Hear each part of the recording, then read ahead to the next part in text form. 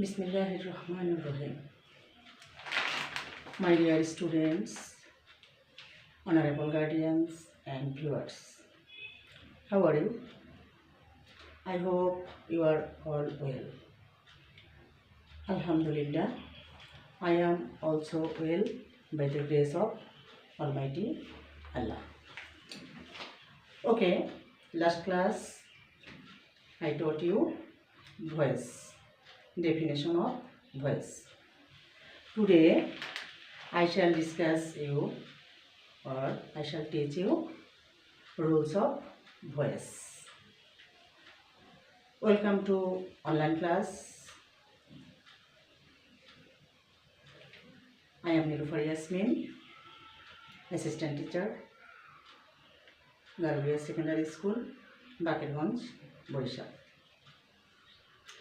Are you ready to take textbook, khata and pen?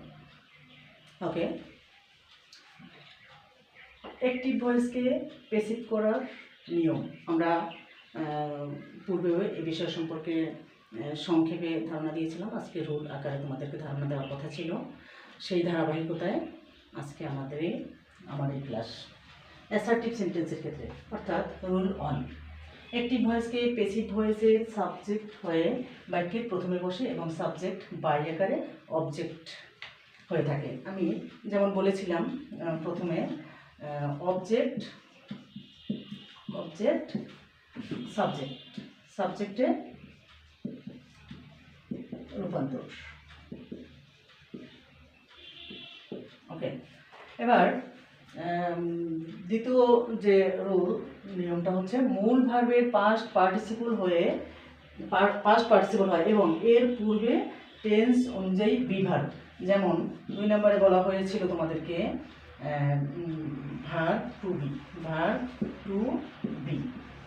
যেমন present টেন্সের ক্ষেত্রে am, is, are, was, were.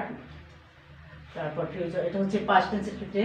তারপর future টেন্সের ক্ষেত্রে shall be or will be ইত্যাদি বসবে। তারপর থার্ড নিয়মে ছিল মূল ভার্বের, যেমন এখানে মূল ভার্বের পাস্ট পার্টিসিপল হয়। তাহলে দ্বিতীয়ত যে বলছিলাম মূল ভার্বের পাস্ট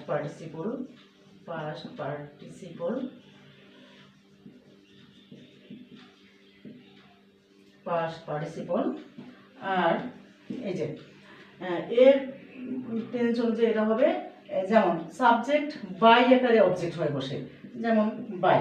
তারপরে ছিল সাবজেক্ট অবজেক্টের রূপান্তর, সাবজেক্ট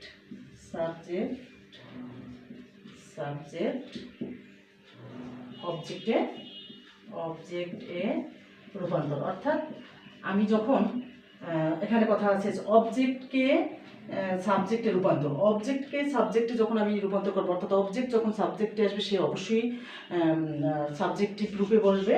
আবার সাবজেক্টকে যখন আমি অবজেক্টে রূপান্তর করব তখন সে অবশ্যই অবজেক্টিভ রূপে বসবে। একটু খেয়াল রাখতে হবে আমাকে। আচ্ছা, এবার আমি তোমাদেরকে স্ট্রাকচার হিসাবে দেওয়ার চেষ্টা করব। স্ট্রাকচার অর্থাৎ অ্যাক্টিভ ভয়েসকে প্যাসিভ করার structure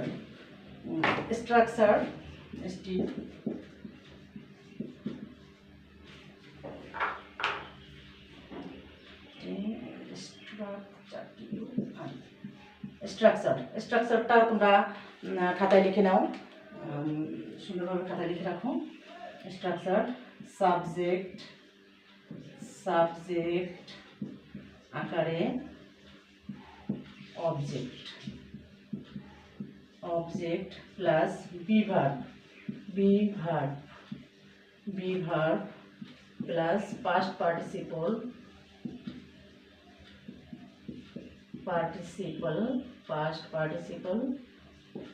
plus by plus object আকারে সাবজেক্ট।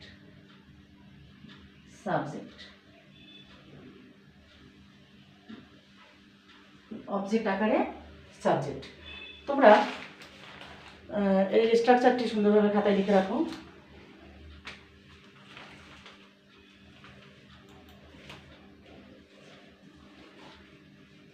তো এবার আমি তোমাদেরকে একটা উদাহরণ দেওয়ার চেষ্টা করি। এক্সাম্পল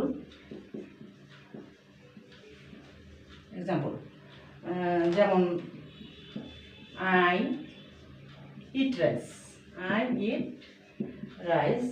তাহলে এই সেন্টেন্সে আই হচ্ছে সাবজেক্ট, আই সাবজেক্ট। আগে সেন্টেন্সকে দেখে চিনতে হবে সাবজেক্ট, অবজেক্ট এবং মূল ভার্ব কি। এই সেন্টেন্স এবং ইট হচ্ছে মূল ভার্ব অর্থাৎ, আর রাইস হচ্ছে অবজেক্ট।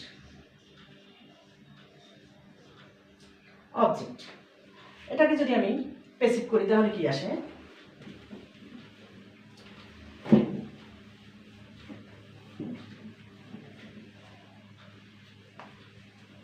আচ্ছা, এই সেন্টেন্সটা কি?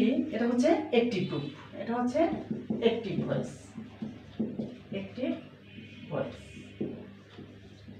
এই সেন্টেন্সটাকে যদি আমি প্যাসিভ করি তাহলে কি হয়? প্যাসিভ করলে অর্থাৎ অবজেক্ট সাবজেক্টে নিয়ে আসবো rice, verb to be is, eat হচ্ছে মূল ভার্ব, এর পাস্ট পার্টিসিপল হচ্ছে ইটেন। এবার বাই, এই যে আমি স্ট্রাকচারটা খেয়াল করি একটু, সাবজেক্ট আকারে অবজেক্ট, অর্থাৎ অবজেক্টকে আমি সাবজেক্টে রূপান্তর করেছি। তারপরে বি ভার্ব, আমি এই বি ভার্ব বসিয়েছি, অর্থাৎ আমি একটু লিখে দেই, অবজেক্ট আকারে সাবজেক্ট নিয়ে আসছি, সাবজেক্ট। এটা হচ্ছে বি ভার্ব বা ভার্ব টু বি। এটা হচ্ছে ভার্বের পাস্ট পার্টিসিপল, ভার্ব এর পাস্ট পার্টিসিপল,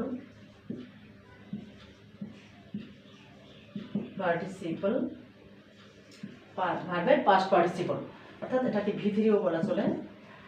বাই, এবার অবজেক্ট আকারে সাবজেক্ট যাবে। এখানে আই ছিল আমার সাবজেক্ট। আমি তোমাদেরকে পূর্বে সাবজেক্টিভ ফর্ম এবং অবজেক্টিভ ফর্ম সম্পর্কে ধারণা দিয়েছিলাম, নিশ্চয়ই তোমরা সে সম্পর্কে ভালোভাবে ধারণা লাভ করতে পেরেছো। তাহলে আই যদি সাবজেক্টিভ রূপ হয়, অবজেক্টিভ রূপে বসবে সে মি হয়ে। তাহলে এই মি হচ্ছে সাবজেক্টিভ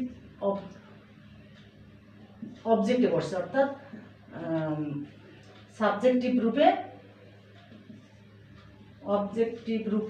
সাবজেক্ট বসছে,